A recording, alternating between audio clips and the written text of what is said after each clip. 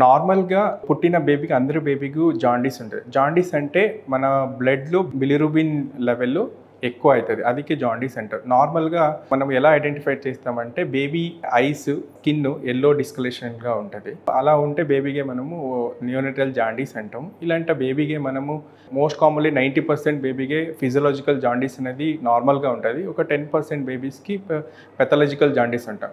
కొన్ని మదర్‌కి O positive blood ఉంది. లేదంటే ఆర్ఎస్ నెగెటివ్ మదర్స్ ఉంది. మన బ్లడ్‌లో ఏమైనా ప్రాబ్లమ్ ఉంటే బేబీకి జాండీస్ అనేది చాలా పెరుగుతది. జాండీస్ చాలా ఎక్కువ అయింది, పసకల ఎక్కువ అయిందంటే అలాంటి బేబీకి మనము ఫోటోథెరపీ అని ఒక విధానం ఉంది. అది లైట్‌లో పెడితే ఆ పసకలు అనేది తగ్గిపోతది. కొన్ని బేబీస్‌కి పసకలు అనేది చాలా ఎక్కువ అయ్యి బ్రెయిన్ డ్యామేజ్ ఛాన్సెస్ ఉంటది. అలాంటి సిట్యుయేషన్‌లో మనము బేబీ రక్తం ఉంటది కదా! అది ఎక్స్‌చేంజ్ ట్రాన్స్‌ఫ్యూజన్ అనే ఒక విధానంలో బేబీ బ్లడ్‌ను మార్చేస్తాం. సో, అప్పుడు పసకలు అనేది తగ్గిపోతది.